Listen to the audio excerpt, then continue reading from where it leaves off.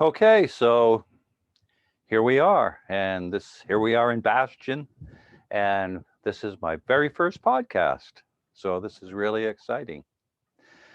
Anyway, I decided for this first podcast to talk about something which I think will kind of set as I don't know, as a foundation for everything that is going to follow. So to begin with, I'm going to tell you a story. And the story I want to tell you about is from ancient history. And it's the story of a man by the name of Naaman. And he was a really high dude in Syria. I think he was a military guy, but a very important man in his country. Anyway, the only thing with Naaman was he had leprosy, which was incurable at that time. But anyway, there was a girl who worked in the kitchen who was from Israel. And one day she said to Naaman, Naaman, it's too bad you're not in Israel because there's a prophet there whose name's Elisha, and if you were there, he could heal you.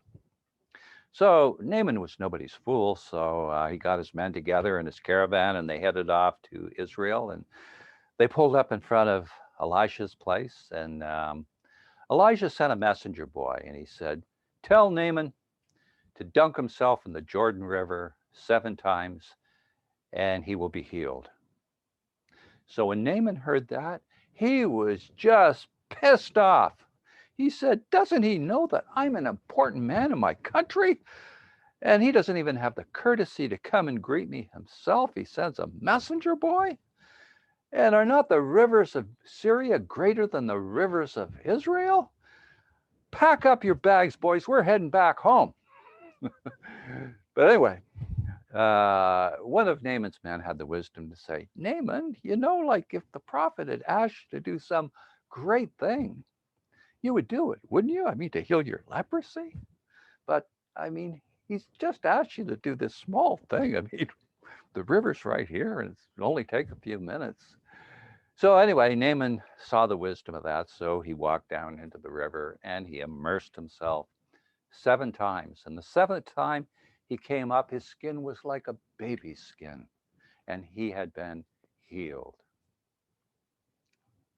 Now, I just told you that story because it's kind of symbolic of a lot of the things that I've found in my own life, and I've seen that have worked for so many other people. A lot of times we think that our problems are so huge that it's got to be some great revelation that's going to make us better. And so we overlook a lot of things that our ego will tell us, we've done that before, it's not going to work for me, unimportant. But we're looking for some great thing, and we overlook so many of the things that are so important.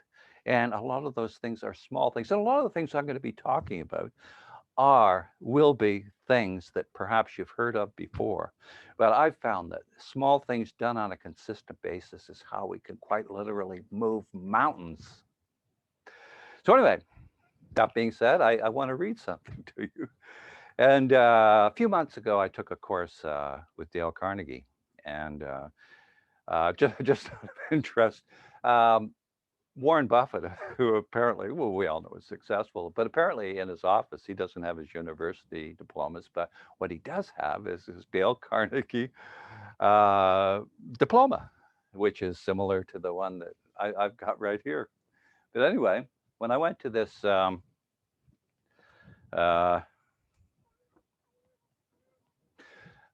seminar, uh, anyway, they gave me this book. And I just want to read something that Dale Carnegie said from this book. He said, "This book is a collection of successful and time tested recipes to rid our lives of worry.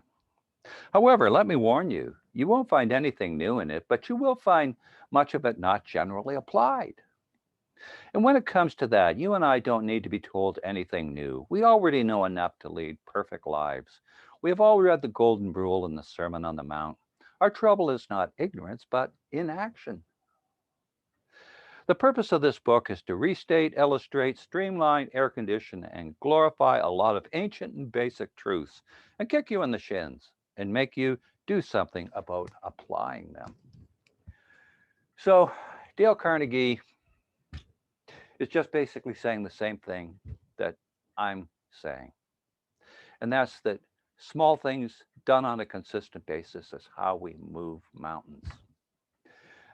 Just a thought just came to me. One of my favorite expressions is Ernest Hemingway said, never confuse movement with action. Now, movement is listening to podcasts, movement is reading books, movement is going to see therapists and psychiatrists. But action is what you actually do. And in the end, it's all that really matters. All that really matters is what we end up doing. And what we do, small things on a consistent basis, like I said, we can quite literally move mountains. I've seen it in my own life. I've seen it in other people's lives. And this is how we turn tears into laughter. This is how we turn fear into a courage we never even knew existed.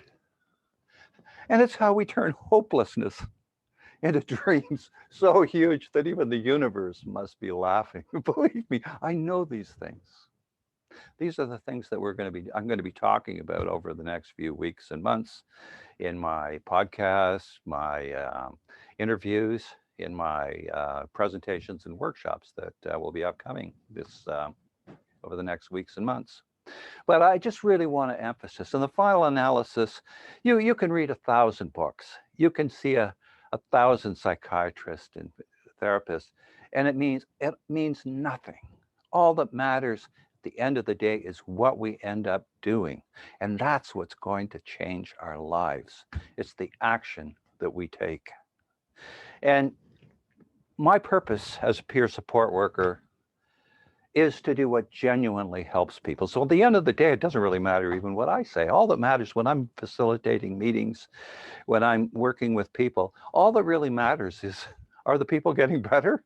Are they radiating with joy and happiness? Are they changing in a way that just puts them over the top so far as being happy? That's all that really matters, is the change that occurs. So my job is to speak the truth, and I have to tell the truth if I'm going to genuinely help people. So that's what these podcasts are all about. So anyway, I just want to leave you with these few thoughts that always, always, always, always, always question. And there's a better way. Find it. And wherever you're at this moment, or any moment that you're alive and conscious, choose greatness. And the final thought that is the essence of everything that you will hear from me is that your destiny is a choice.